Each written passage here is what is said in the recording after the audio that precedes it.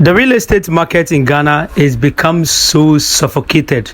A lot of properties that everyone is selling, lands, houses, everything is becoming so complex, including uncompleted homes, you understand? So, right, like everyone wants to sell something. So people are asking, why are they selling? Why are they selling? There are a lot of reasons why people sell, and I've already made video on that though. But from my observation, most of the people that are selling is just due to either poverty, or they just have a change of plan, or change of decision. So he has a property that is located at some place. He's not using the property. He doesn't make any money out of it. He just wants to sell. And someone, have a property. He needs money as quick as possible to solve an emergency. There's nothing that he has. The only thing he has is the property. So he has to sell. And someone has a property, more than one properties. He needs to sell one to fund another one. But one amazing thing I want you to pay attention to is why everyone thinks his property is worth millions of cedis. Oh yes, everyone just look at his property and say, this is $500,000. This is $300,000. If it is a piece of land, someone can have a land in a very thick bush and he will mention 200,000 Ghana cedi, 500,000 Ghana cedi. Those with lands is always easy to determine the price, you understand? But those with the houses, no, that's the most difficult. So the thing is this. Most Ghanaians or most people who own property in Ghana, they don't keep records. So the person is Abuchi, they want $10,000, he will send it, they will buy some and they will work. And that time they want $2,000, he will send. $3,000, he will send. They want $1,000, he send. He just keeps sending money, he doesn't take records. So at the end of the time, if the thing is an uncompleted building or it is a finished house, he's already finished, and he's to price up, he doesn't know what to consider. Because under normal circumstances, if you want to price a property, you consider how much you spent on it. Then you'll be able to add your profit on it. That is how we calculate. But our people in Ghana, the person will just look at his property like this. Sometimes they look at it with one eye like this. $150,000. So $500,000. Hey, please, Ghanaians or people who own property in Ghana, try to be keeping records with yourself. Try to be keeping records so that when people are overpricing, you know how much you spent on it and you know how much you can charge on it.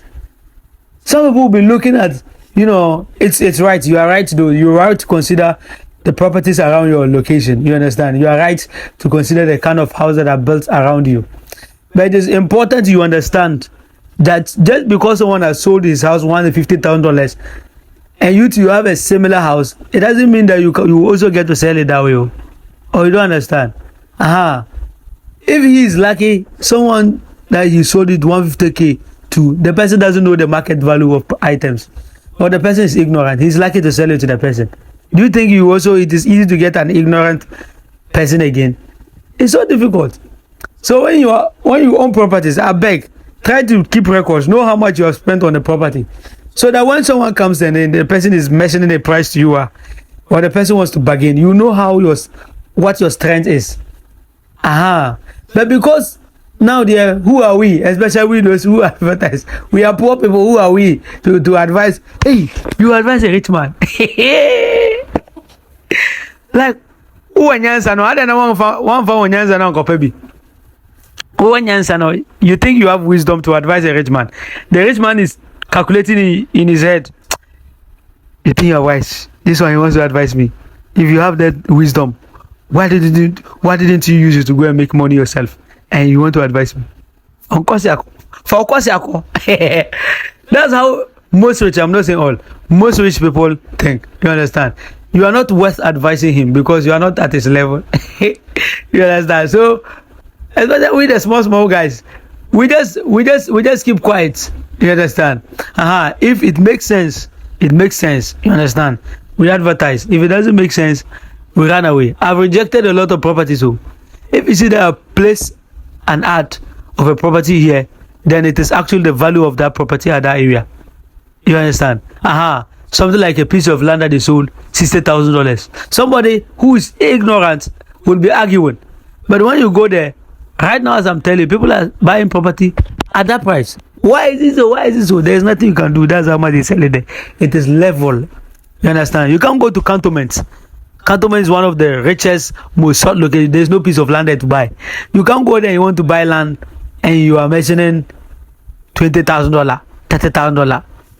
You can't go there with that kind of mentality. That place, if you have to buy land, $500,000. Oh, you understand? So every level, every place in their price. So much as I'm talking about how people are overpricing their property, you understand? People should keep records of their property so that they can know the price. It's important that as a customer, you should know your level. When they are mentioning property or a land at a specific location and it costs some amount of money, and indeed when you go to the area, that is how they sell. That's the value of land over there. What is your business arguing over that? You are arguing.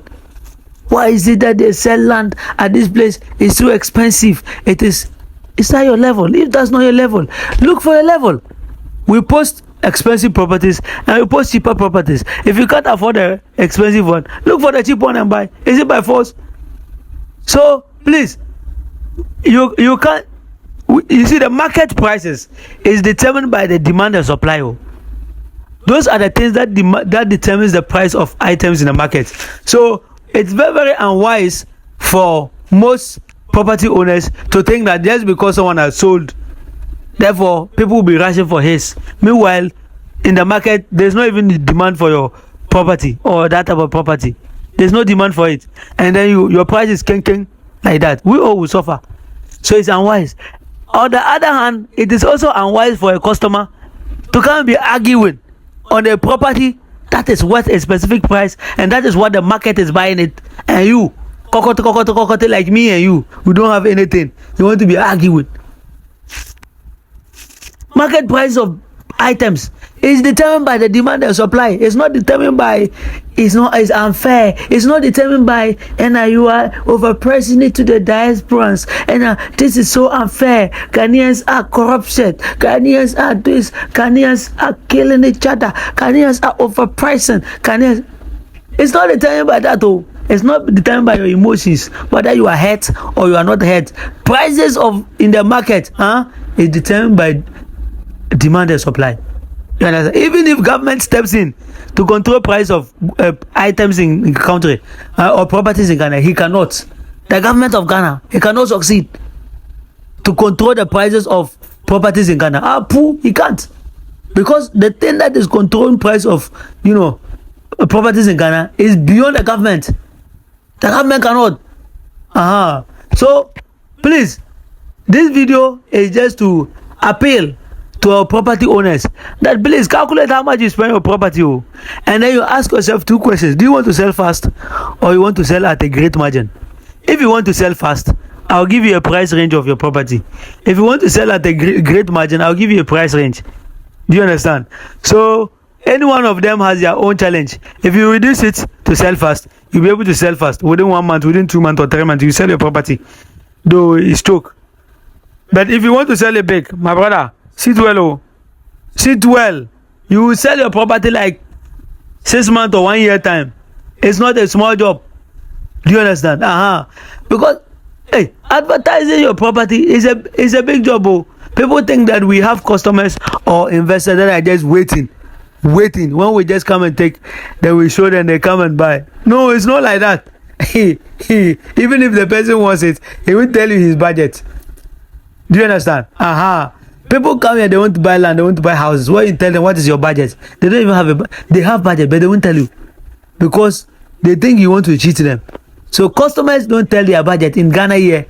Whether the person come from anywhere, when you ask him what is your budget, they won't tell you. They won't tell you their budget. So it is important we always pay attention that, hey, the way the market is going, we have to understand the market before we put price. If you want to sell fast, there's a price for it. If you want to sell big, there's a price for it. And we should stop overpricing. And also know your level. Know whether the property you have, is it something people want? Is it something a lot of people want? Okay, this person that wants to buy a property, he may be interested in land in that same location. So if he's not getting a land, do you think you can give him a reason why he should consider your property instead of a land. These are the questions we need to be asking. Let me give you an example. Like Lakeside Estate in Greater Accra here. Lakeside Estate, there's no land for sale. I can't get the land to sell to customers, but I can get uncompleted building. So what I speak with the owners of the uncompleted building, okay, people bound to buy land, and you also have a similar size of the land that you have built on it, uncompleted house. So is there a way you can give the person a reason to consider your uncompleted house instead of still looking for an empty land? So I drag their mind to that part. If they will be able to think and agree, fine. If they say no, who am I? Do you understand? So the market is funny. The market is choke. People are selling properties every single day, but at the same time, a lot of people are owning properties that they are really struggling with. Until you get to understand the dynamics of this market, Assalamu alaikum. Subscribe to Talking Business.